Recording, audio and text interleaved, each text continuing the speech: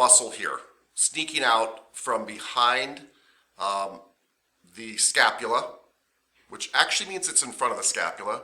I know that's kind of a weird way to put it. Remember, it hooks to the medial border, goes to the first 8 or 9 ribs. And what is this muscle, Miss Balotic?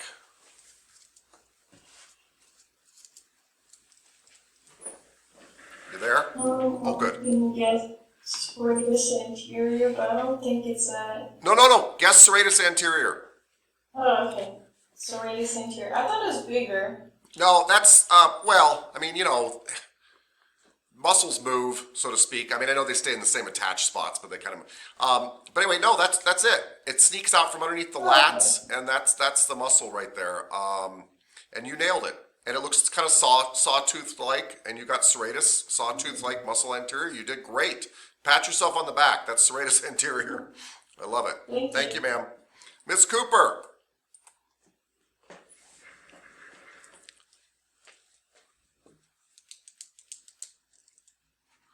Miss Cooper. Where is Miss Cooper?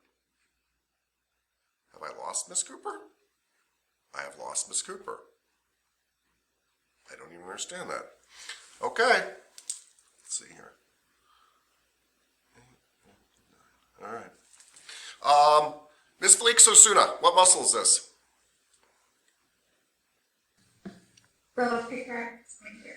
Pectoralis major, yeah.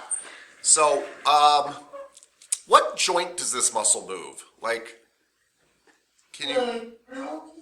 Thank you. That was excellent. I wasn't sure if I asked the question well. It moves the glenohumeral joint. It goes to my humerus. It moves my actual shoulder joint. Right? This is not the pectoralis minor that moves the scapulothoracic joint. Excellent. Well done. Thank you. Miss Hanson, what's this muscle?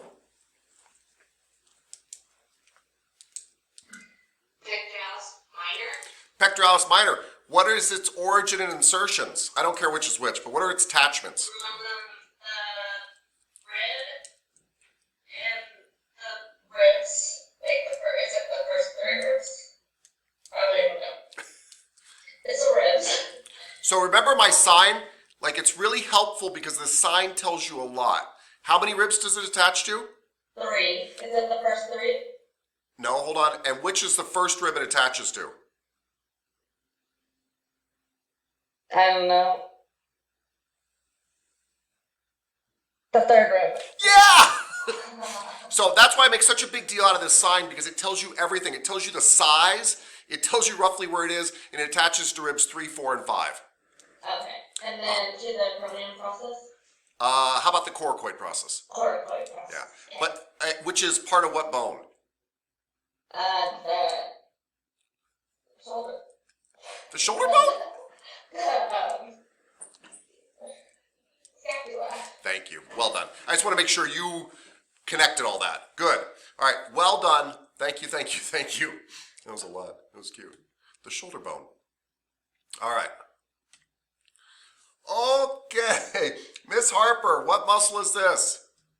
Bicep brachii. How do you know? You're right. Because it's in the anterior side, the front of the brachii. Yeah. And I can see 2 heads. Yes, 2 heads. That tells me a lot too, yeah. So biceps brachii, 2-headed muscle in the brachial region. Beautifully done. Miss Hunter. It's a great picture. Miss Hunter, are you there? Yes. Thank you, ma'am. Miss Hunter, what is this muscle? Brachialis. It is the brachialis, and it is found, is it superficial or deep to the biceps brachii? I feel like it's deep. It is deep. Biceps brachii is on top, which is why it gets all the attention, but the brachialis is actually where a lot of the size and power comes from, and it's underneath. Good job. Very good job. Mr. Kondaris, sir. Yeah. What is this muscle, sir? It's a good old tricep. Good old triceps brachii, yeah. Guys, does the triceps brachii have a muscle, a head that actually attaches across the shoulder joint, across the glenohumeral joint? Or Mr. Kandaris, actually, you're on fire right now, sir. Does the triceps brachii have a head that crosses over the glenohumeral joint? I think so. It does. It's in the picture, sir. So the long head of the triceps brachii actually attaches to the scapula, which means the triceps brachii can create an extension of the elbow, but can also actually pull your arm in too, because it actually attaches to the scapula, even though that's not its main job. But you see this one head goes over here. Cool. All right, everybody. Miss Monreal. Oh, no. Sorry. Yeah, well, too many hands. Wait, yes, Miss Monreal, what was your question? Okay, so how does it pull your arm in? Can you show me that movement? Well, if my arm was here, so it could assist with adductions or extensions of the Okay. arm. It can assist. It's not its job. Its job is to do an extension of my elbow. But Okay. if somebody was having shoulder problems, you would also work the biceps and triceps brachii because they both have heads that cross over the shoulder. And Okay. most people don't know that. That's why I try to really emphasize this with you guys so you got some advanced anatomy. Everybody knows the biceps and triceps do this to the elbow. Uh-huh. Everybody in the gym knows that. They've seen it on a poster, they know. That's why they're, but this is much more advanced that, hey, those muscles actually also can control extensions and flexions and stuff like that in my glenohumeral joint. Yeah. Okay. So while I've got you on the line, I'm gonna get you 1 second, Ms. Torres, but while I've got you on the line, what is this muscle, Miss Monreal? Is that coracobrachialis? It is! I didn't think you'd get it, not because I don't believe in you, but it's just a hard one. Yes, it's going from the coracoid process of the scapula, which you can't really tell from here, to the brachial region, to your medial middle humerus, and it's called the coracobrachialis, going from the coracoid process to the brachialis. Thank you very much, ma'am. Ms. Torres, what was your question? I just wanted to ask you that, like, every time we say a muscle, can you say the insertions and the origins? Don't ask us, you say them. No. I don't know them, and I think that's what I struggle the most. But then if you ask people, then we just go from one thing to another, and I just get more confused. But if you say them, then I don't know. Please, can you? I'm happy to sum them up at the end, but I kind of like exploring if somebody else knows them, right? But I'm happy to sum them up at the end so you have a clear, like, encapsulated what it should be at the end. Does that make sense? Okay, yeah, whatever works And for you. I'll tell you what's extremely important with the triceps is to remember that one head, the long head attaches to the scapula. But to remember that all three heads insert into the acromion process. All three heads of the tricep, down where that guy's pointing, insert into the, I said acromion process, didn't I? I'm sorry, olecranon process, the elbow, olecranon process. Maybe I shouldn't be talking, Ms. Torres, I don't know. Olecranon See, process. That worked really fine. Like, I understood that perfectly, and it's gonna stay in my head. Good. The olecranon process, by the way, is just a bump on your ulna. Because remember, our ulna really makes the elbow joint, and it hooks into there. Yep, it's a bump on the ulna. Ms. Petrie, you look very amused with that. Are you looking at the tricep right now, or are you... Okay, okay. Wow, all right. Okay, where was I now? Miss Moore. Yes. All right, Miss Moore, this is a little bit tricky, but do you see the red muscle in this picture? Mm-hmm. It's on the anterior humerus, and it's underneath this other muscle. That's what's important here. This red muscle is underneath another muscle here on the front of the arm. What is this red muscle? I don't know. What's the muscle on top of it?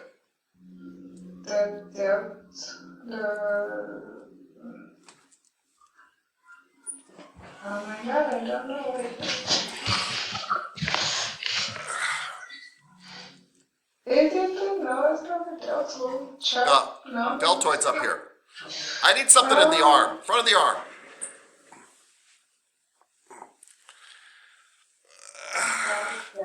Okay, so the muscle on top is the biceps brachii. So what's this muscle underneath the biceps brachii? Is it the bicep brachialis? Actually, that's not bad. It's the brachialis. Oh. Yeah, you just threw in bicep. You didn't need to. It's brachialis. So biceps brachii, everybody. Let's go back. Is on top. Underneath it is the brachialis. And this was just a side view, which is kind of confusing. But that's the brachialis underneath the biceps brachii. Yeah?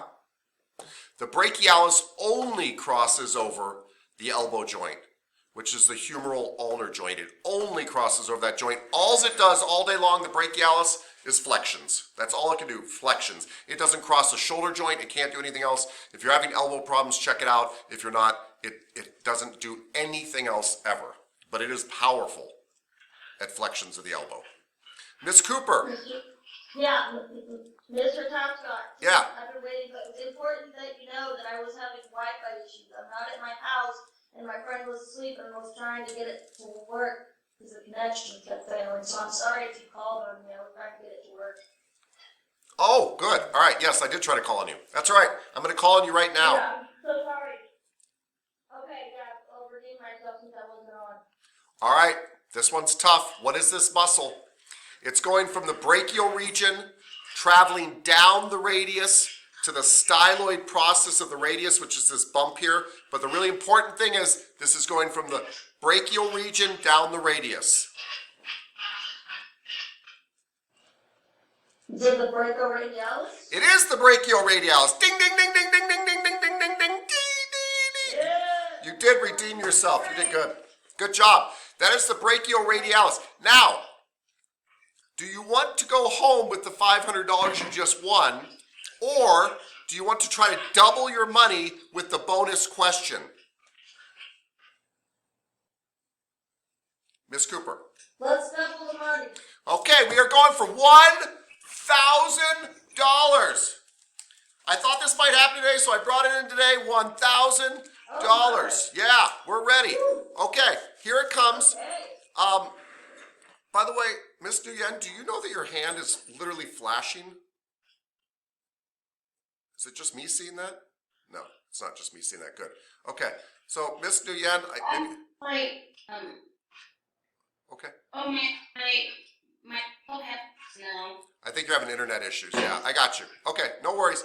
All right. So Miss Cooper, the brachioradialis divides. It's a dividing line between two groups of muscles in your forearm. It is a dividing line, along with your ulna, by the way, which divides on the other side. What are the two groups of muscles that are divided by the brachioradialis? Is it flexors and extensors? Yeah! It's flexors and extensors! I'm so happy! Oh my God! Yes! Yes, I'm super happy because that is like the biggest concept that I've been trying to teach you guys about the forearm, and you just got it. Brachioradialis separates my flexors on my anterior side from my extensors on the back side. Boom! Money! Okay. Whew. I will have a driver drop off the $1,000 at your friend's house in just a moment, ma'am. Okay? Whew. I'll send you the address. Yeah, please do. Please do. Okay. Let's see. Miss Nguyen, you are next, actually. Oh, wow. This one is hard. So, Miss Nguyen, what is this muscle that he is pointing to that is on the posterior forearm running down the radius, and it will bend the wrist or the carpals?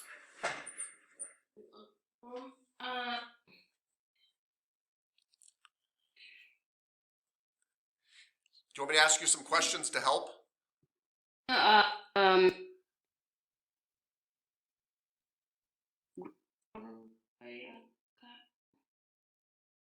you want some help, ma'am? Is the extensor? No? Okay, you're cutting out a little bit, but I think you said extensor. Everybody, it's on the back of the arm. Does extensor sound good? Yes. So it's an extensor something. Is it extending the wrist? What will we say next? extensor carpi Yeah, Miss.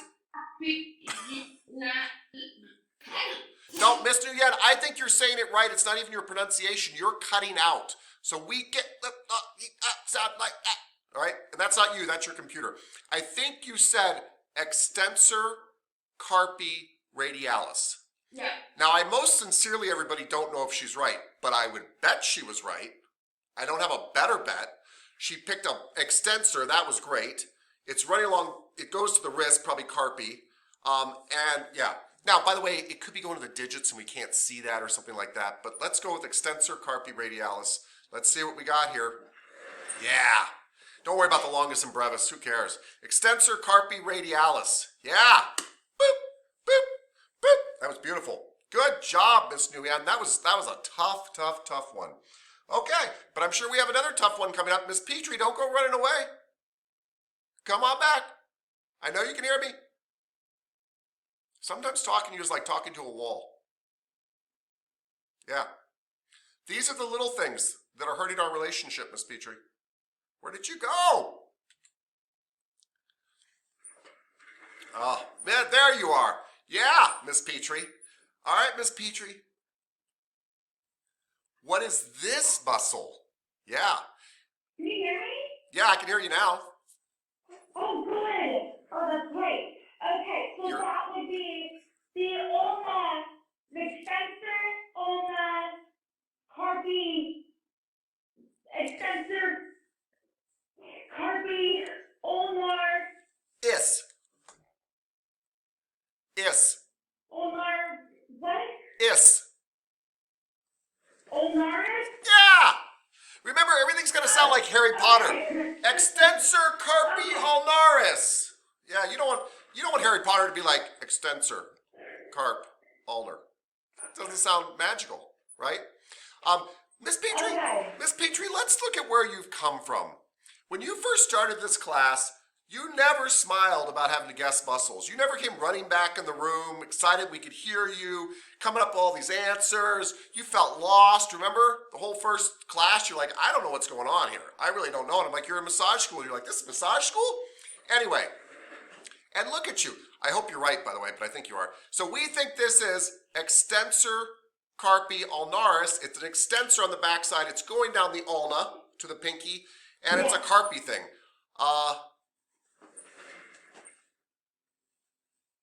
Can you see that? Yay! You just named a muscle that you essentially know almost nothing about. Do you know what I mean? Like you just named a muscle not based on like my little computer memorized it. You just figured it out. You will never, ever forget that. We'll see. No, you'll never forget it. You might make a mistake on it. You might get some little mistake, but you will never forget that concept. Trust me. Right. Okay. All right. Who is next here? Let's see. That was Miss Petrie. Miss Stanley, come on down. No. Hi, Miss Stanley. Miss Stanley, this is a muscle that I'm guessing because of, it's very hard to tell, but I'm actually guessing that it fans out at the end and it's going to all the fingers here. That's what I'm guessing is happening there. So I just want to tell you that because I think it'll help you name it. Extensor carpi digitorum? Right, but it's not extending the wrist anymore, it's extending the digits. So just extensor digitorum, probably longus. Okay. Does that make It's sense? still doing the same thing with the wrist, so I wasn't sure. It could be, by the way, something that I've forgotten. But I think it's going to the digits. I think that's why it gets wide at the end. And I probably wouldn't have something so vague on the end of the year test because I want you guys to be putting together stuff very clearly. There will be questions on forearm muscles like this. There will be pictures like this, but I wouldn't get ones where you're like, I don't understand where that thing's going. So I can't really answer the question. All right, so what are we going with? I guess we can go with extensor digitorum longus. All right, let's hope we're right. Okay, so the reason I was wrong about the longest is there's obviously no extensor digitorum brevis. But still, I promise you on the test tomorrow, there would be no two choices between longus and brevis on this, everybody. It would just be extensor digitorum and probably flexor digitorum to throw you off, things like that, but not anything that made you guess long or short. If there was a long or short, extensor digitorum longus and brevis on there, you usually assume long stuff goes up the arm and leg and short stuff stays in the hands and feet, if you had to guess. All right, let's see. Good job, Miss Torres. You're doomed, Miss Torres. Try to guess this muscle. I am. It is a, start with the letter A. oh, you're right. It is a weak extender. It's a weak extender. By the way, Wait, I know. it hooks to the proximal shaft of the ulna and the kind of the lateral epicondyle of the humerus. I know. Start with an A. You are right, by the way. Do you want the next letter? Anconius? I don't know. You don't know? Because you just said it. Did I say it right? Yeah, you said it right. You nailed it. And this is a very obscure muscle. It's anconius. You're right. You nailed it. Thank you. Fully palpatable, by the way, everybody. Right in here. Kind of fun. Get in there. Awesome. Thank you, Miss Torres. Good job. Miss Yanez? No pressure, but they've been knocking them out of the park. I know. Ooh. Yeah. It takes an entire class to build your reputation and one day to destroy it, but no pressure. What is this muscle? And we can talk through it if you want. Don't overthink it. We might have discussed it already. Is it the brachioradialis? I think so. I think they're just showing it to you in a different position, right? Mm-hmm. And it divides your what from your what? Your flexors from your extensors. Yeah. Sure looks like the brachioradialis, and it is good. Awesome. Thank you. Well done. Okay. These get really tricky because, well, we'll see. Anyway, who is next? Miss Bilotic. Miss Bilotic, you're going to need some help on this just because it's tricky. Everybody does. Do you have any idea what this muscle might be called, Miss Bilotic? Well, it has to be a flexor, right? I'm already happy. I really, really mean that. That's actually all I wanted you guys to leave the course with. Flexor. And here's the part that's not fair. We can't really tell, is it just going across the wrist? Which we're going to guess this time is probably true. So if it goes across the wrist, what would be the next name? If it goes across the carpals. It would be carpi. Yeah. So it's flexor carpi. And here's the problem. It should just be like flexor carpi longus or something, but you've got these weird flexor muscles in the forearm that are things like flexor carpi palmaris and things like that. So I'm not quite sure, but flexor carpi longus or flexor carpi palmaris would be really good, or good names, or flexor palmaris. Let's see. Let's just see what it is.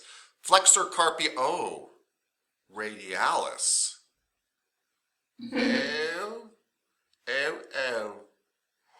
Okay. Well, Mr. Tapscott, let me just say, I'm going to minus a point for myself here. Hold on. Minus one big fat point. Okay. So here's why I got this wrong. I didn't catch that the muscle next to it is the brachioradialis. And so I thought the brachioradialis was the flexor carpi radialis, and I assumed this one next to it was going right to the palm. Anyway, there won't be anything that tricky on the test, and the fact that you got flexor carpi would have made you get it right, and I got it wrong. You did great, ma'am. You did great. I'm really serious. No, you did great too. This is a better picture of it. We can see here why it's called... That's so cute. What? Oh. Miss Petrie, yes. Is that going to the medial, is that the epicondyle? Yeah. This picture, Okay. this picture, you can tell it's the flexor carpi radialis. All flexors come from the medial epicondyle, but this one heads over to the radius. And this one we can tell is the flexor carpi radialis. This other picture really threw me because I was like, I don't know that it's going over more than other muscles. This one's quite clear. So by the way, all flexors start on the medial side. They can't help it. They're hooked on the medial side. But if they get over to the radius, they become flexor radialis. If they stay on the ulnar side, they become flexor ulnaris, that kind of thing. So this is flexor radialis because it gets over to the radius. Boy, there goes. I gave you that hard time about your reputation, Miss Yanas, and then there goes mine. Yeah. All right. Okay. I hope this one follows the basic rules I just talked about now. Miss Cooper.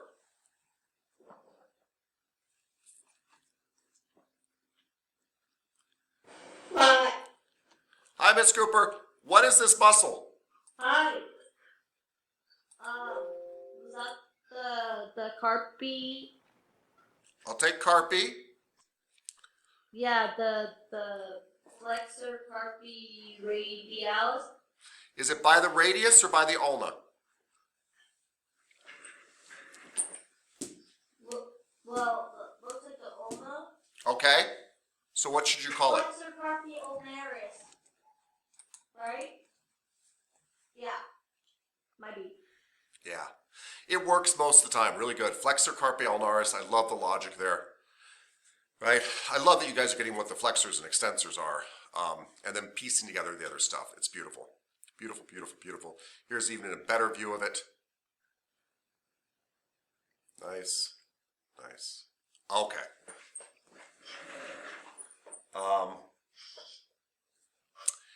Who is next? Miss Felix Osuna. Are you there? Yeah, I'm here. Okay, ma'am. Miss Felix Osuna, any guesses what this muscle might be? We'll talk through it. Don't worry.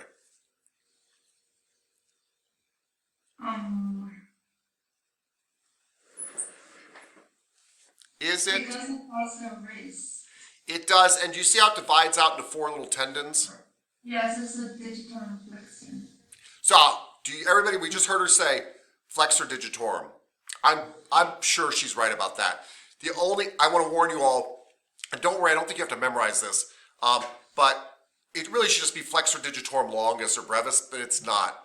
You've got these 2 flexor digitorums, and one is superficialis and one is profundus. Profundus is deeper. I suspect this is flexor digitorum profundus. And that's just me memorizing from anatomy. But the fact that you got flexor digitorum is amazing. But that's, even more technically speaking, that is flexor digitorum profundus, which is the deepest flexor digitorum muscle. Good job.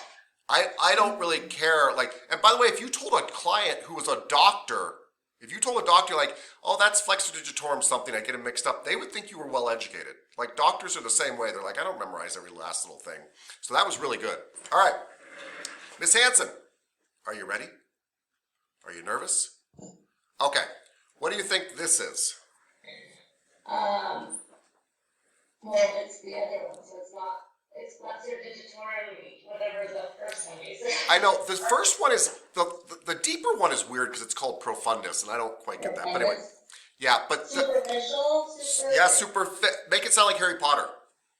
Superficial, I don't know. Superficialis? Superficialis. Yeah, superficialis. Let's see. Hey! There we go. Yeah, good. I love it. That was good. Kind of nailed that one. It's good. Miss Harper. Yes, sir. You're so sweet. Oh. Well, take a guess at it and I'll help you with it. I think this is the one I thought it was before. It's a flexor. And it's going to flex your wrist. Like, carby. Yeah, and it's going to, I think this one's going to your palmar fascia. Palmaris? Oh, palmaris longus, yes. Don't worry, that will not be on the test. It's too vague. Palmaris longus, by the way, everybody, it helps you flex your carpes. It really is a thing, and it goes into this palmar fascia in here. And so it goes across your wrist and kind of just blends into your hand. So they call it the palmaris. Don't sweat it. Well, I don't know what they're trying to point out here. Miss Hunter, what muscle is this that this guy's touching the insertion on? That looks like, it kind of looks like biceps brachii, but it might be brachialis again. Well, do you see kind of two heads there? Yeah, it looks like two heads. Yeah. So that's the biceps brachii. And they're just pointing out the biceps brachii tendon. By the way, there will not be questions like that on the test where I'm like, no, it was the tendon. No, it was the muscle. Don't worry. I had this picture, so I threw it in there. Okay. That was good, ma'am. Mr. Kandaris, sir.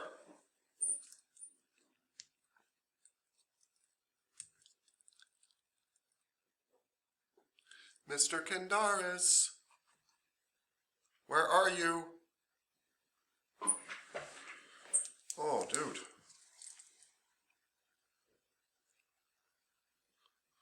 Last call for Mr. Kandaris. Oh, right here, sorry. Mr. Kandaris, sir, what is this muscle? It runs, by the way, it's key that it runs diagonal.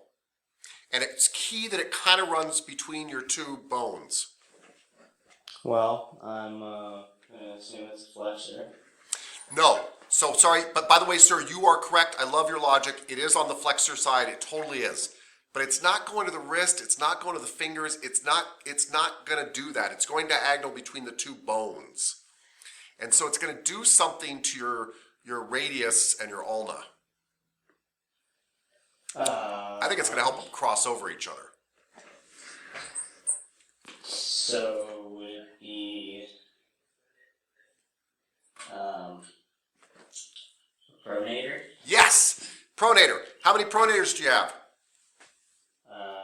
2, yeah. Yeah. So, do you remember them? I do not. Okay. This is either pronator teres or pronator quadratus. Oh yeah, okay. I remember now. So which one might it be? I'm gonna say teres. Yeah, because it doesn't look like a four-sided muscle. Pronator teres. Thank you, sir. Miss Monreal. No, Miss Yanis, yeah. So, are the pronators on the anterior side of the arm? Yes. Thank you for asking that. And so you're right. There are two muscles found on the anterior side of your arm that aren't flexors, right? But they don't run across the wrist. They don't whatever. But you've got this one up high. And remember, the other one looks like a little bracelet on your anterior side. And that's the pronator quadratus, which I'm sure we're going to see in the next slide. Miss Monreal. Yes, I was hoping you got distracted and weren't gonna call on me since you called on Miss Yanis, but okay. No, I called her Miss Yanis because she had a question. I know, but I was hoping you would have gotten distracted. Snap! What's this muscle? This is a hard one. I'm so glad you got this one. Shoot. Yeah. Don't blow it. Is it gonna have brevis in it? No. Hmm. It is going to be named by what it does. And that's it. It's going to be very simple. Going to be named by what it does. And it only does one thing. Boop, boop, boop, boop. Supinator? Yeah. That's your supinator. It's wrapped around your radius way up here, and it helps to supinate. Now, ma'am, that was fantastic. That's the $500 question. Would you like to double your money with the $1,000 question, or you want to go home with $500? I'm scared, but okay. Okay, it's all or nothing. It's all. Okay. What is your other supinator muscle? Shoot. Gosh. Because there's two. There was two pronators. There's two supinators. This one's called supinator, and the other one is called supinator 2. No, it's not. What's the other one called? Is it brachioradialis? I don't know why. Doesn't that help supinate? It does. Brachioradialis is really weird. It'll help supinate and pronate depending on where you're at. It won't do the whole movement. It helps kind of get it started. It's hard to explain. So that's not Yeah, wrong. it's not bad. But what is the other supinator? The other supinator is extremely powerful, and it's why we are more powerful at supinating than we are at pronating. Yeah. And people I are don't know. people are mouthing it out in the audience. They're giving you clues. They're raising their hand. They want to answer for you. Okay, I'm gonna call on Carrie Ann. Okay, Miss Hanson, what is it? Is it the bicep brachialis? It is, Miss Hanson. Oh my God. I am extremely excited for you, Miss Hanson. Miss Monreal, unfortunately, you go home with $0 today. Yeah. Okay, you know what? I wouldn't have thought that because I was fixated on the forearm. That's So, what I kept thinking. I don't blame you, That ma'am. makes- But remember this. My bicep is moving because of the fact that it actually supinates. That's why it does this. Okay. Yeah. So, All right, and thank you, Carrie Ann. thank you. That was good. No, it doesn't work that way. You guys should hit Miss Cooper up though. She's got $1,000. So Okay. she's loaded and she's generous. We know how she is. Well, then what does Carrie Ann Yeah. do on weighing in? She That's has- not cool. I don't make the rules. Like, yeah, Okay. I asked, I don't know. Okay. I do make the rules actually. That was stupid. Okay. Wowzer. Okay. Where were we? Miss Moria? Miss Moore. Extensor digitorum pollicis, something like that. Extensor. I'm actually thinking about it. You answered so fast I have to think about it. It's on the back side. It's going to the thumb. So, not holosis, but pollicis. Yeah. Extensor, pollicis, and I think there's a longus and a brevis together there. So let's go with extensor, pollicis, longus, and brevis. You did amazing. I hope we're right because I agree with you. Oh, long muscles of the thumb. All right, but guys, she's right. Embarrassing. No, you're right. That's one of those is definitely the extensor pollicis longus. There's no doubt about it. And we wouldn't put this on a test if it was some vague thing like that. That was good. That was really good. Okay, let's try this again. I know what this answer is going to be now. Miss Nguyen, what group of muscles is this?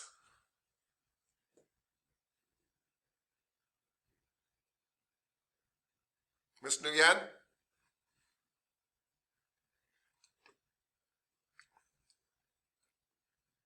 Going once, going twice.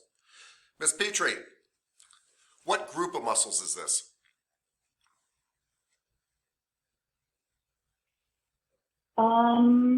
Let's see. Flexor, pollicis. But it's a group of muscles. You're dead on right. There's a flexor pollicis and there's an adductor pollicis, but it is the what thumb muscles? I'm assuming they're. Brevis. I'm assuming these are the. I'm sorry. I'm assuming what they're pointing out is these are the short thumb muscles of the thumb. I'm guessing that's what they're. Yeah, and you were on the right track. Actually, what you said was one of them. You're absolutely right.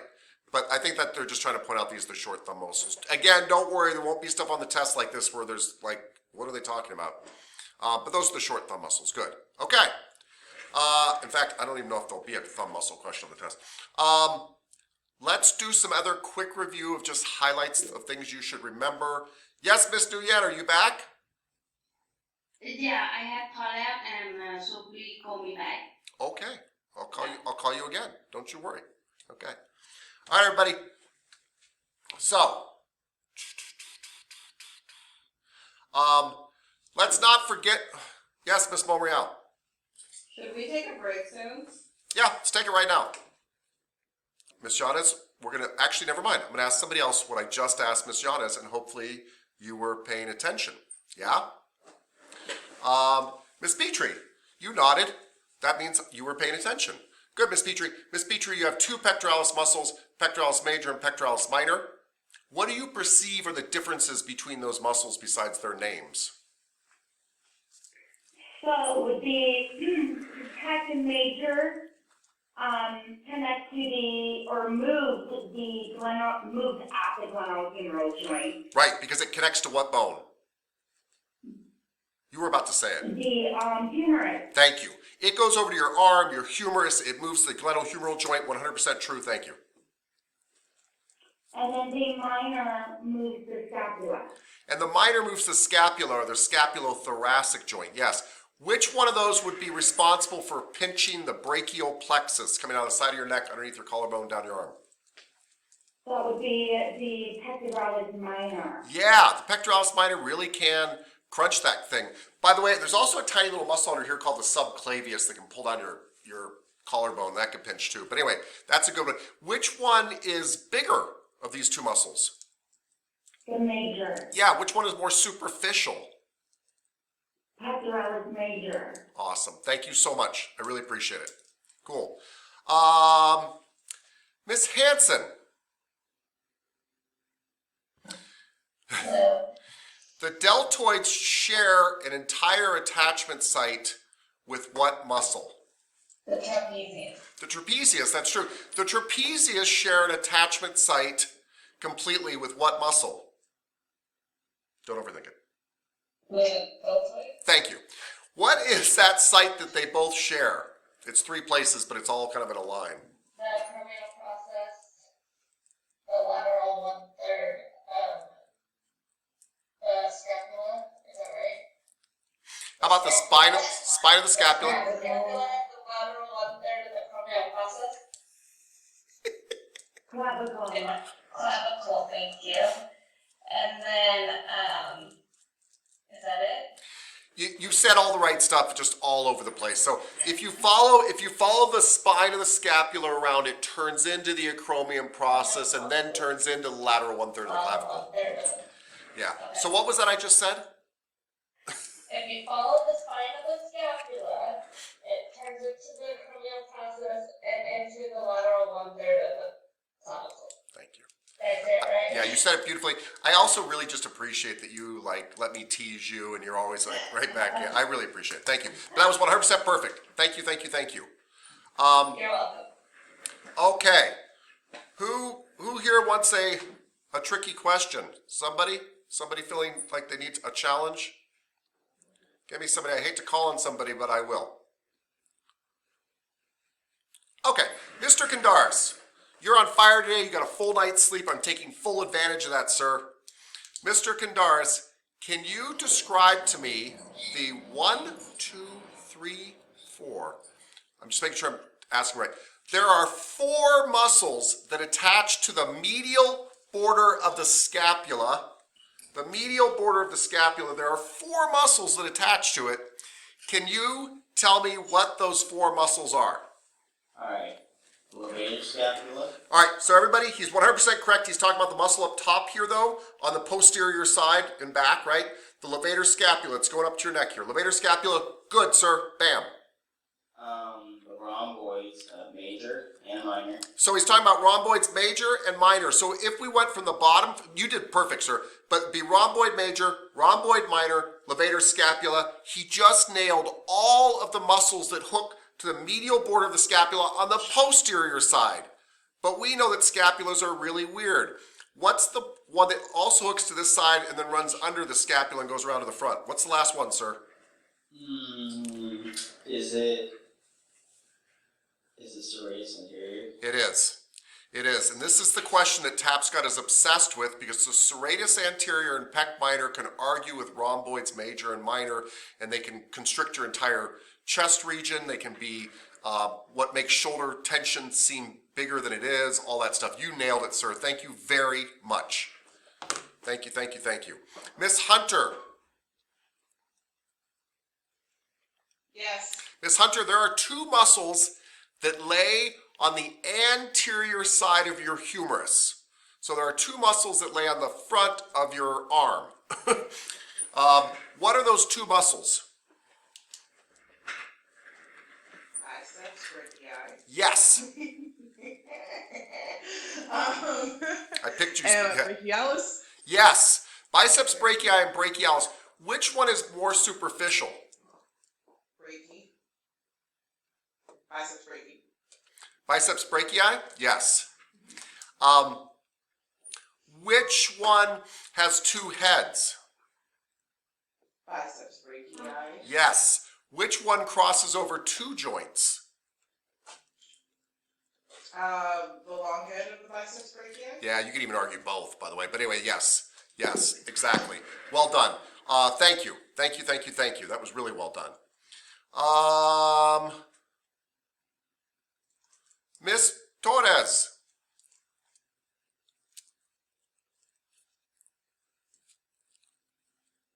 Miss Torres. Oh, I see your mic's on. Oh, there you are, Miss Torres. Miss Torres, there is one muscle, only one muscle really found on the posterior humerus. I mean, there's some other stuff that kind of dances around there, but there's really only one muscle found on the back of your arm. What is that one muscle? The tricebrachial? Yes! How many heads does it have? It has two, a short hair and hair, a short head and a long head. Oh, that's neat. So it's called the three-headed muscle, but it has two heads. That's weird. That's a weird name. Sorry. All right, it has three heads. Thank you. All three heads insert into the same place.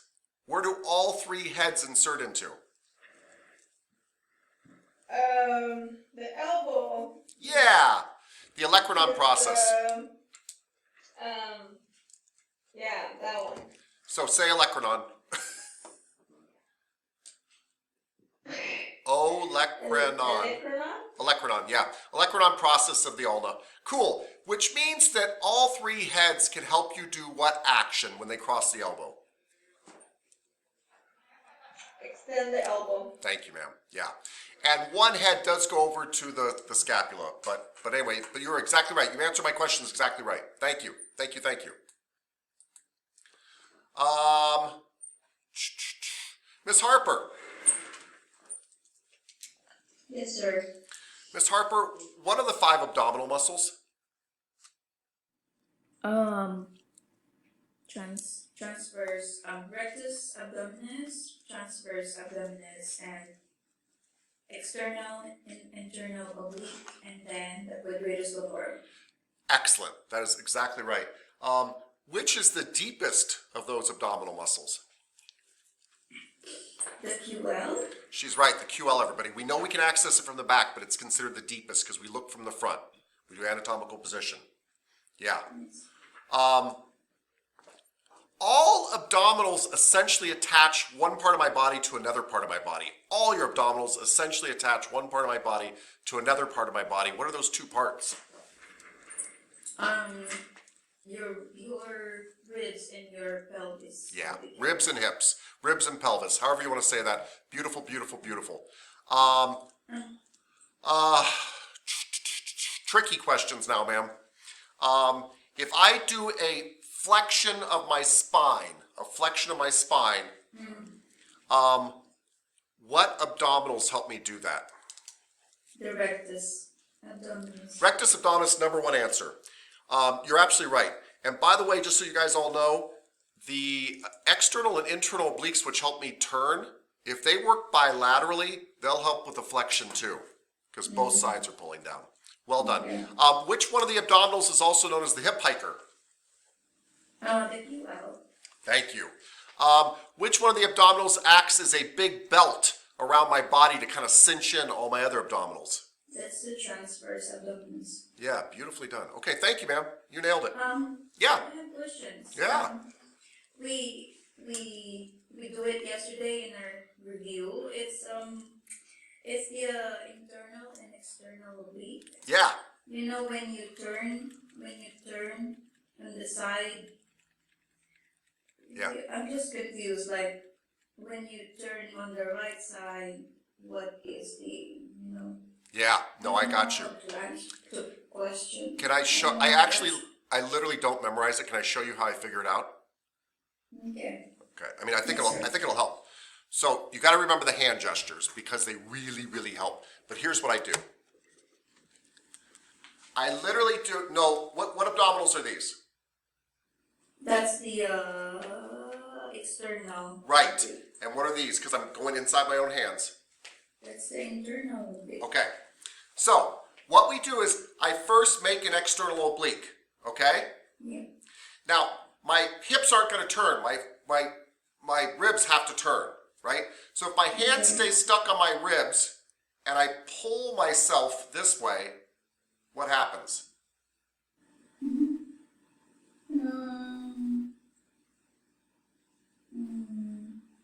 Do you see?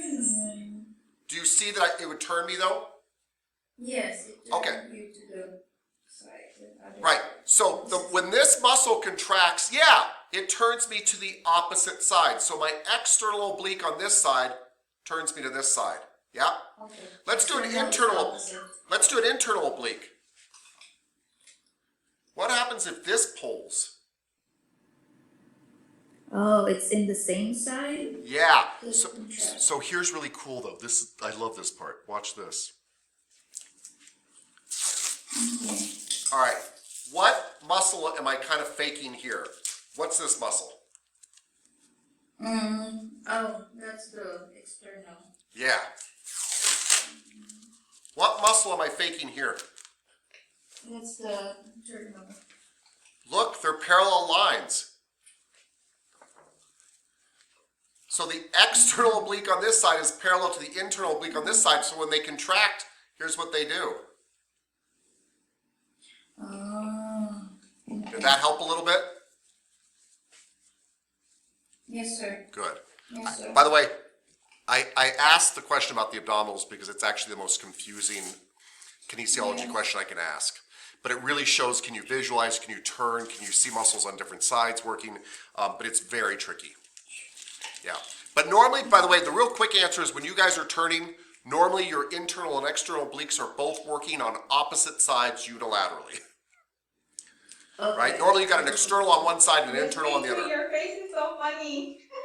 Sorry. Oh, Miss Petrie, yeah. Miss Petrie, you're scratching your head and looking very confused. Okay. So how do they work together bilaterally? Oh, let me show you that too. That's a really good question. Here, hold on. Because we haven't really talked about that, and you use them all the time bilaterally. So external is opposite side, internal is same side. No. Don't start making weird rules like that. I have no idea what you just said. That makes no sense to me. I'm sorry, I'm not trying to be rude. I just meant like, when you say external same side, external opposite sides, I mean, oh, you're saying turns to the same side. Yes, sorry everybody, I forgot. External turns to the opposite side. Yeah. Internal turns to the same Yeah, side. yeah. So bilaterally they. Well, I'll show you. You tell me. Let's do external bilaterals right here. All right. So these are externals, right? Right? Okay. Yes. This one would like to turn me that way, and this one would like to turn me that way. What if they both pull?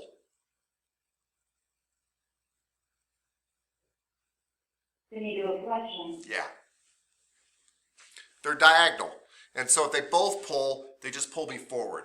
So actually, when you're doing stomach crunches, you are using your rectus abdominis and your external obliques. You're actually even using your internal obliques. It's a little So hard to you describe. said that you're using the external oblique on one side and the internal oblique on the other side. To turn. So You want to do I think I'm bilaterally. very confused. Well, let's let go of abdominals for a second. Let's let go of abdominals for a second. We're going to come back to them because I think this is really important to clear up, and I'm really glad you're asking this. But do you remember the spinal erectors? Yeah. And do you remember how I said they're like two ponytails back here?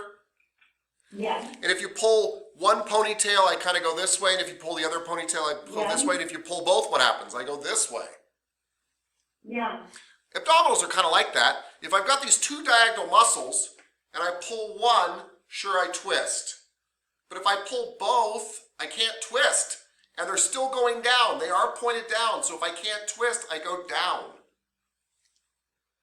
Okay. Right? Yeah. I mean, I can actually do it with my arms. Here, this might help you. All right. Miss Here. Houston, are you confused too? Yes, sir? Answer. Maybe. I think I got it, but. All right, so let's look at this. My arms are diagonal right now, right? Diagonal? Yes. Okay. Pretend like these are obliques. If one pulls, it's going to cause me to rotate, right? But by the way, it's going to pull me down a little bit too, because it's going diagonal. If my arm shortens, I have to turn and get towards the chair. If this arm shortens, I gotta turn to get towards the chair. If they both pull, I can't turn, I just get close to the chair. I mean, I could pull myself to a chair this way. Yeah.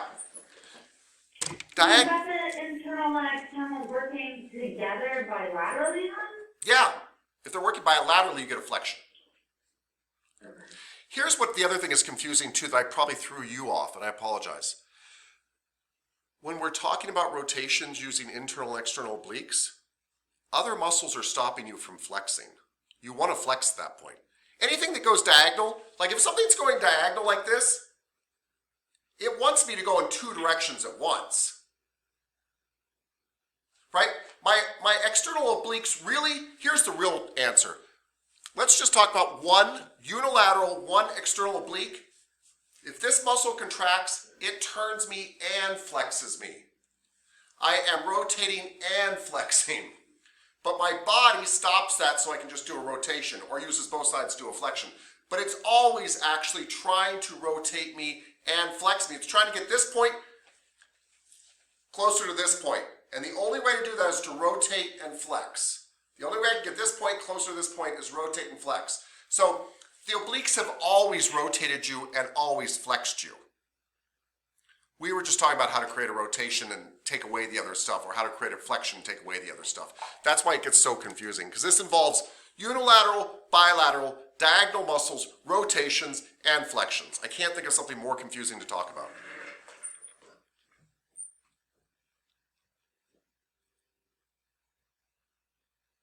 I didn't have much more to say. Yeah.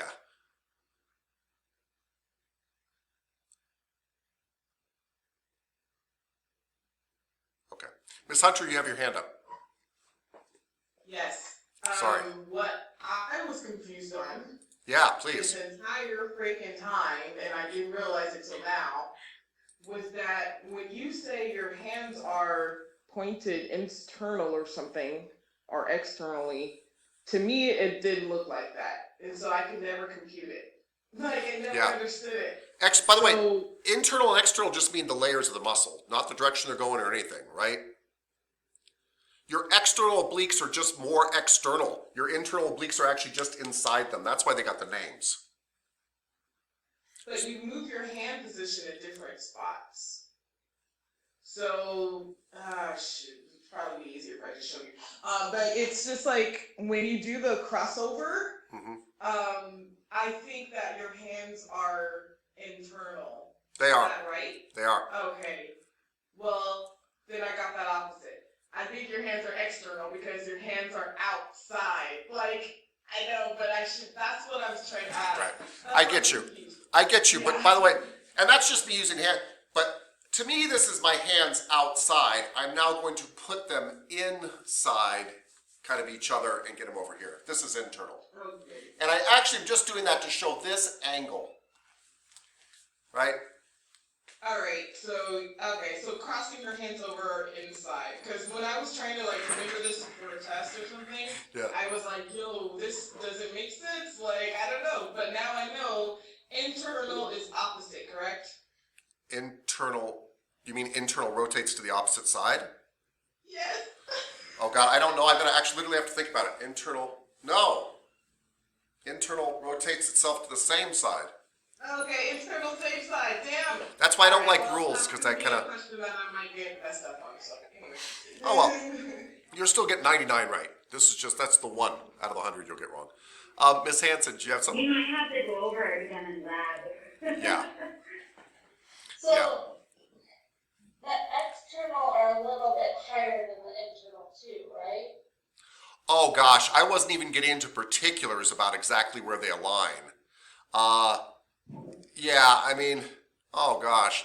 Yeah, probably, but my hand signals are not meant to tell you exactly where they are. They're meant to give you the direction of the fibers to help figure out rotations. The externals are a little bit higher up. They go up the last 6 ribs, I believe, and cut down here. The internals come over from the abdominal aponeuroses and go down the hip. So yeah, they are in slightly different attachment sites, yes. Yeah, but I don't, Ms. Hanson, very respectfully, I don't know what that matters. I guess for the placements on the test, I'm just trying to figure out muscle placement because I don't see the fibers in different areas when I'm looking at the muscles. Can you show a muscle slide of the external and internal oblique? Yeah, that's exactly where I was heading. I'm doing it right now. I'm with you. Hold on, we are going back because this is important. And I do see, Ms. Torres, you have your hand up. Hold on. I don't know where it is, but we'll find it. It's coming. Hold on. Look at all these muscles you guys know, or hopefully know.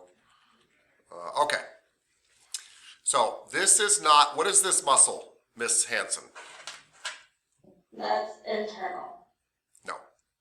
No, that's external. No. That is it transverse? Yes. Sorry, I wasn't trying to trick you, but I want to make sure that, can you see how the fibers below the ribs and the hips, do you see how they're going straight across? No, they look like they're kind of slightly at a diagonal. Oh, maybe, but can you see how this is roughly going this direction? Yeah, okay. Okay, so let's compare it to something else. And can you see how these are definitely going up and down? Yeah. They're ripply, but they go up and down. They are rectus. Okay. All right. This is really hard to see, but if you look at these fibers, these are the really hard ones to see because they're not going that diagonal, but they kind of are. And these are your internal obliques. And they're kind of going diagonal to here, to this point. And they are hard to see. Internal obliques are hard to see, but they are going diagonal. It's just not a steep diagonal. Okay. But what's easier to see, I think, is these. These are your external obliques, and they're going this way, like my hands. But to answer your question, they grab on much higher. Look at the external obliques, and here's the internal obliques. External, internal. And if you go back and forth between these slides, you'll start to see the fibers change. Those fibers are kind of going down. These fibers are kind of doing this. Back, forth, back, forth, back. I'm not trying to be obnoxious. I want you to see, can you see the fibers changing directions? Yeah, so did the internal, go back to the internal, Go. do they attach to the transverse processes too? Are they part of it? What is that thing? I don't know of any abdominals that attach the transverse processes except for the QL. Transverse? Not, transverse abdominals.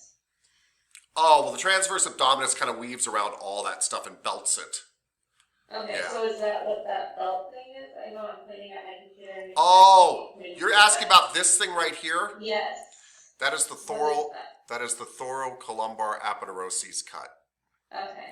And they would never be cut like this. You'd never see it. But the thing is, you've got this big plate of fascia on your front stomach that your rectus abdominis weaves through and all these other ones attach into. It's a mess in this area. It really is. But they're showing that cut. I don't know why they're showing it cut, maybe to show that it's not part of the rectus abdominis, but it all weaves together. Yeah. Okay. Yeah.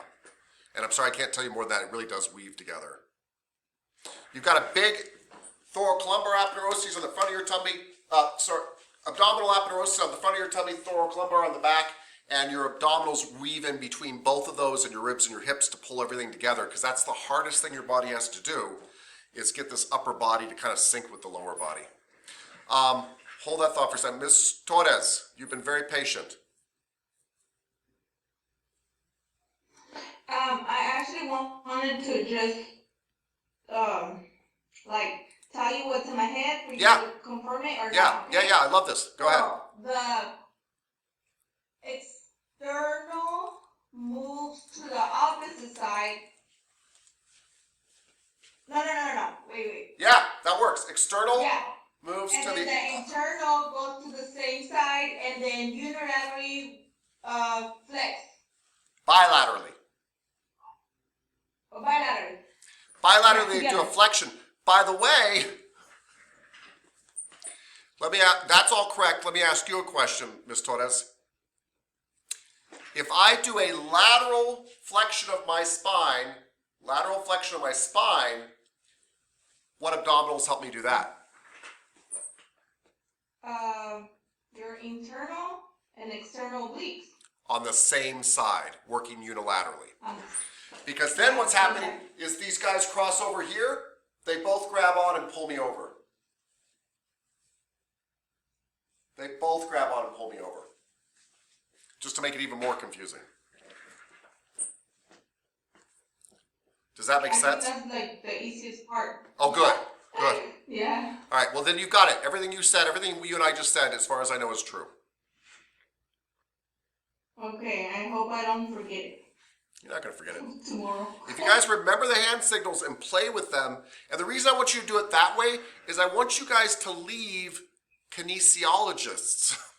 I don't want you to be like, oh, external abdominals, they turn to the left so I can answer a question on a test. That'll never happen to you once you leave here. No client's going to come up to you and go, I'm turning to my left. Which of the... No, we want you to be able to figure out problems. So we need you to be like, okay, I know the bicep runs from here to there. They're having a problem with this. It could be the bicep. Like, we really need you to be able to visualize muscles and what happens if they contract. Miss Hunter.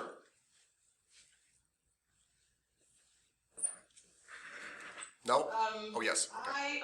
One second. I'm not ready. Okay. Take your time. Let's just take a breath. As I breathe in, using my diaphragm, and if I needed to, my intercostals, the external ones and internal ones, that, by the way, do this too, and my serratus posterior superior and serratus posterior inferior could have all been involved in that depending on how hard I was breathing. Ms. Hunter, we're now ready for you. Thank you, ma'am. Thank you. I want to see the external slide again. External oblique.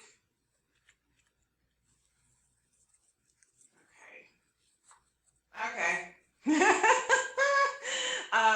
Yeah, it's I'm just gonna in my head be like, external looks larger. It is. It's true. It's true. Okay. This Yeah, is, by the I way, was having- this is why I don't actually show you guys these slides ahead of time, because I that's fine that you're doing that, but I want to avoid, like, let's just memorize and get through this test and get back to, like, can I actually figure it out? But you're right, you may need to do that for this one. No, and I agree with that. It's just that when I was taking the tests, the ones you gave us, Yeah. and like and it's all black and white and weird. Like, I could not tell the difference. I don't know if that's what Miss Hanson was saying. Yeah. But like, I was like, what the freak? And so it is really hard to Oh, yeah. know the difference looking on a body. Tomorrow, oh my God, yes. Tomorrow's test will be these photographs in color. If we use photographs, I think they are these exact photographs. I don't mean all of them, I have no idea, but it is these photographs because we wanted very clear pictures. Also, I'm gonna be there at 11:30 since you have to put me in for lunch. So Okay. for my makeup time. Oh, for today. I thought you were talking about tomorrow. I'm like, no, you're gonna be here at 8 tomorrow. I was freaking out, sorry. I got you. I got you. You're gonna take a lunch since we gotta put you in for a lunch. Yep. You got it. I got you. I got you. All right. By the way, guys, I'm sorry. I know that's not the clearest explanation. It is a very high-level concept, right? In other massage schools, they don't usually teach about it at all. And if they do, they give you a little thing to memorize. Here, we're actually really trying to think about how can I use various muscles that are running various directions to get various actions out of them. And diagonal muscles always produce two actions because they're kind of going in two places at once, right? If I am walking northwest, we use that term because I'm walking a little bit north and a little bit west at the same time. Every step I take gets me more north and more west because I'm going diagonal, that's northwest. If you have a diagonal abdominal muscle, it flexes you and turns you. Now, the reason you don't always flex and turn is because other muscles stop that action. That's how kinesiology works. Any other questions? Can I confuse you further at this point? No, you're about as confused as you could possibly get at this point. I really appreciate that you care. Like, I really appreciate that you care. And you will really appreciate that you care, right? All right, so let's do this really quickly. I need you all to be ready to answer. I'm going to go through this fast, and we're going to see what you got. And bear with me 1 second here. because this is it, and then you're on your own. Let's go here, hold on. I'm gonna be going in alphabetical order. I'm gonna start with Miss Bolotic, so hold on. I'm just getting back to the front of the slideshow. Boom, boom, boom. Okay. Jeez, I didn't realize how much stuff we went over. You guys are amazing. Okay, let's do this. Let me share my thing. All right, Miss Bolotic, you're up. Miss Bolotic, what is this muscle that he is pointing to over here on the pinky toe side? Extensor digiti minimi.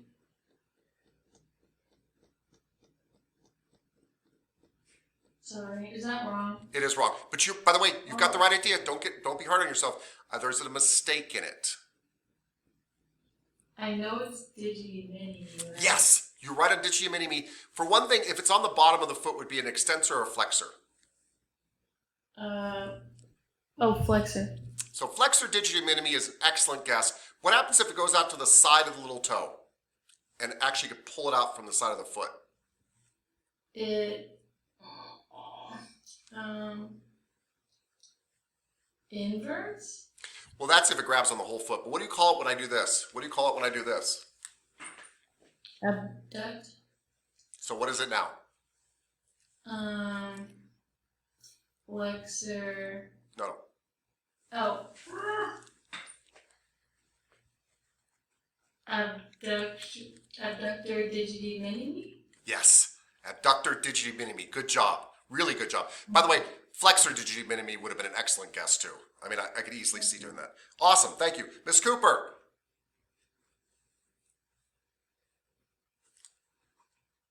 Miss Cooper. What? Miss Cooper, what are these two muscles? So I'm thinking hard. So that's the flexor.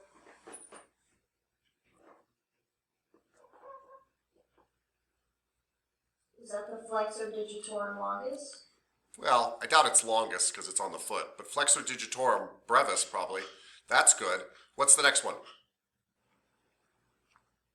Oh, the one next to it is the flexor hallucis brevis. Yeah. I suspect this is actually abductor hallucis because it kind of grabs on the side, but it'd be very hard to see that. Your logic is correct.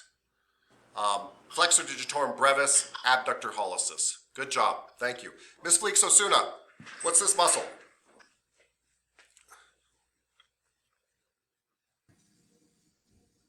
Is that the extensor digitorum? Extensor digitorum brevis. Awesome. Thank you, ma'am. Miss Hanson, what's this muscle? That's the flexor digitorum brevis. Yes. Awesome. Beautiful. Forget that. Miss Harper, what's this muscle? It's a digitorum longus. Wait a second. That is a extensor digitorum longus. Bam. Beautiful. Thank you, ma'am. Miss Hunter, Yes. what's this muscle? Extensor hallucis longus. Beautiful. Nice. Thank you. Mr. Kondaris, Yeah. what's this muscle, sir? Tibialis anterior. Yes. Thank you, sir. Miss Monreal, what's this muscle? Gastrocnemius. Yes. Thank you. Miss Moore, what's this muscle? Soleus. Soleus. It's soleus. Say it with confidence. Good. Soleus. Thank you. Miss Nguyen, what's this muscle? That in the plantar. Plantaris. Yes. Thank you, ma'am. Miss Petrie, what are these muscles?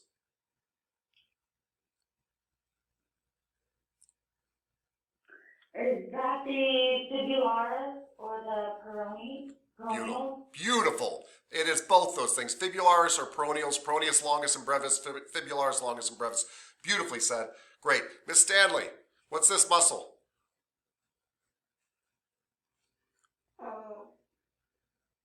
Biceps femoris. Is it two-headed? I don't know, could be. Okay. No?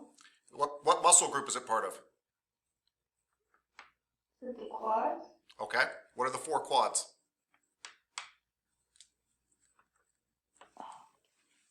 Is it vastus?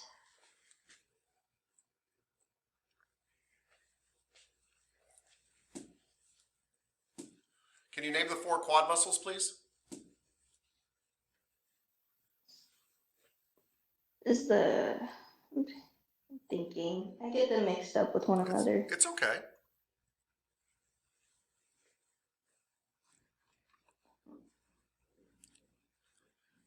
But to help you, can you name me the 4 quad muscles, please?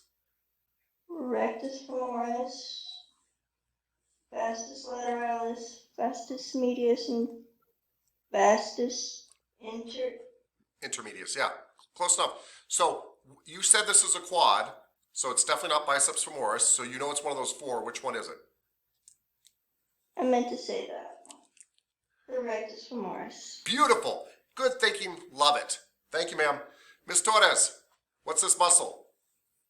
Sartorius? Thank you, ma'am. Miss Giannis, what's this muscle? Is that the vastus intermedius? Good. You got it this time. I think we got this like 2 days ago and you thought it was vastus lateralis, so vastus intermedius. Beautiful. Thank you. Miss Bilotic, what's this muscle? Oh, vastus lateralis. Yes, it is all day long. Great job. Miss Cooper, what is this muscle this teardrop-shaped muscle right here? The vastus lateralis? Is that the lateral side of the leg? Yeah, I think. Okay, where's the medial side of the leg? The other one. So the medial is, I'm confused. well, medial is kind of, I can't even believe I'm going to say this because I'm going to regret it forever, but medial is kind of middle. Wish I wouldn't have said that because it's not really true in anatomy, but lateral means outside. So what is this muscle?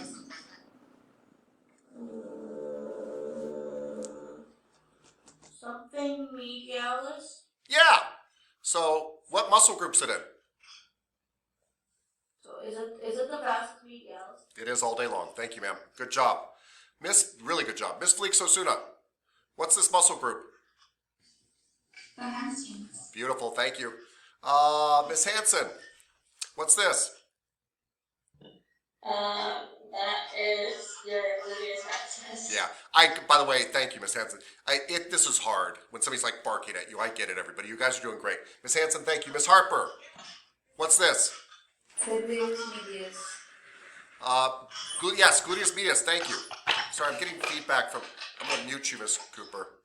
There. Gluteus medius, listen to me. Okay, Miss Hunter, what's this? Which minimus? Gluteus. Thank you, ma'am.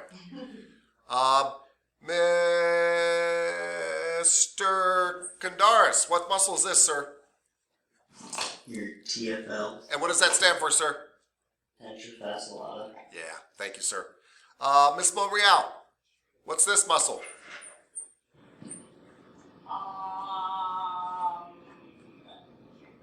Is it, I'm gonna say adductor brevis. Yeah, what kind of, what was that, what kind of? Adductor brevis, yes, thank you, ma'am. I just want to make sure you said ad, thank you. Adductor brevis, you're right, thank you, ma'am. Miss Moore, what's this muscle? The adductor longus. Yes, Miss Moore, say it with confidence. Adductor longus. Thank you, ma'am. Mr. Yen, what's this big muscle in back here, kind of? I think it's the adductor major. I think you're right, Mr. Yen, thank you. Miss Petrie, what's this muscle? Yeah, and what's the way you said it in the beginning of the year when we were trying to learn it? Thank you. Awesome. Miss Stanley, what is this muscle? Pectineus. Oh my gosh, yes, and I actually think this is the hardest one to get. Good job. Thank you, ma'am. Pectineus. Miss Torres, what's this muscle? TFL? Yep, what's that mean? Tensile fascial. Tensor fasciolata. And what is this big band down here? Is it the IT band? Yeah, what does that stand for? I think I don't know. Ilial tibial band. It goes from your iliac crest to your tibia. Iliotibial band. Iliotibial band. Good. Thank you, ma'am. Or tract, or whatever they want to call it. Good job. Ms. Yanez? You already know that. Ms. Yanez, what's this? That's the sartorius. You are right. What's its nickname? The Taylor's muscle. Yes, sartorius Taylor's muscle. Thank you, ma'am. Miss Bilotic, what's this muscle? The gluteus maximus. Yes, ma'am. You're knocking them out of the park. Good job. Miss Cooper, what is this muscle? It's underneath the gluteus maximus, and it can pinch the sciatic nerve.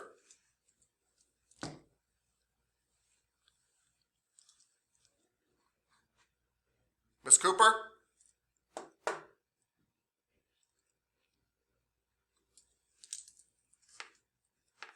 All right, Miss Felix Osuna, what's this muscle? Is that the piriformis? It is, ma'am. Thank you very much. Thank you, thank you. Miss Cooper, what's this muscle?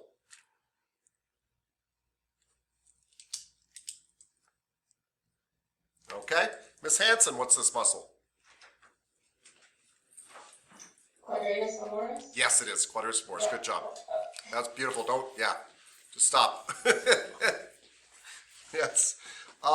Miss Harper, what is this item? It's not a muscle. What's this thing in red? It's a sciatic nerve. Yes, excellent. Thank you, Miss Harper. Miss Hunter, what is this muscle? Iliopsoas. It is part of the iliopsoas. Iliopsoas is two muscles. Which one is this? Iliacus. Yes! Good job. Iliacus. I love that. Okay. Mr. Kandaris, what muscle is this?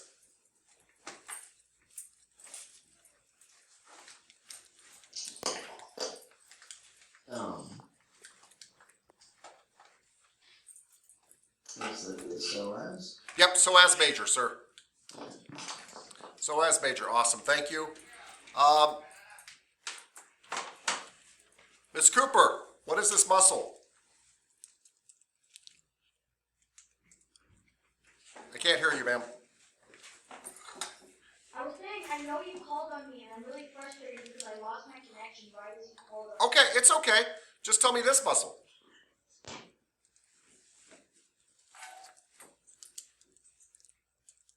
It's an L or an I?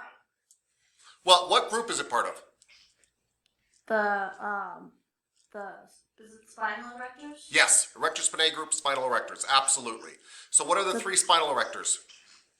I know that the spinalis, longissimus, and iliocostalis. Good. It's an L or an I. So you know it's not the spinalis is what you're saying because it's not close up to Yeah. the spine. Good. Okay. Well, what do you know about the longissimus? It's long. Goes all the way to the mastoid process of your temporal bone. Does this muscle go all the way to the mastoid process? No. So what is this? The iliocostalis. Oh, the muscle that's named hip rib muscle. Yeah, because this goes all the hips and ribs. Good job. Thank you, ma'am. Miss Monreal, what's this? Hang on, let me enlarge the picture a little bit. Okay. So I'm guessing it's really close to the spine. That's going to be spinalis, and Does the spinalis also attach to ribs? no, hang on. I'm focusing in. So is that longissimus? Yes, yes it is. It's longissimus. Longissimus goes all the way to the head. Okay. and all that good stuff. Thank you, ma'am. Miss Moore, what's this muscle?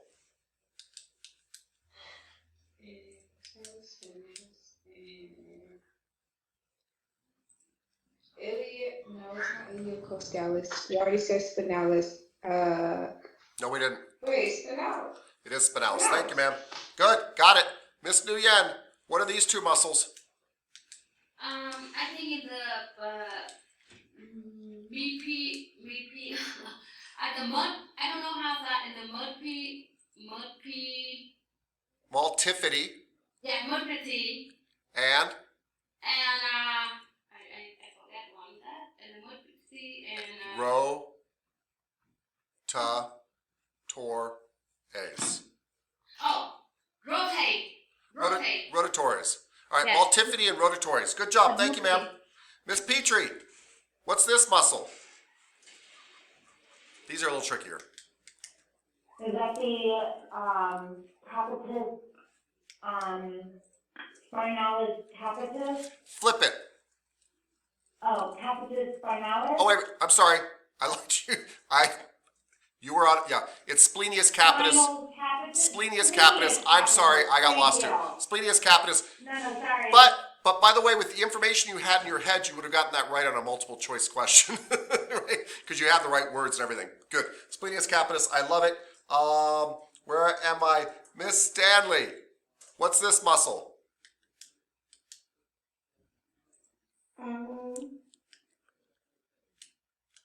I get those mixed up too. It's easy to get mixed. Cervicis? Well, it doesn't go to the neck really. It goes across the neck. The speed bumps to the back of the neck. When you say speed bumps, I just think of the sinus process. Yeah. Anyway. What words are in this muscle? Can you give me even a word that's in the muscle? Splenius? Yeah, kind of. And is it going to the head? Yeah. So maybe semispinalis something? Spinalis. Hedis? So it's cephalic. If something goes to the head, like this last one, what do we say? So it is capitis?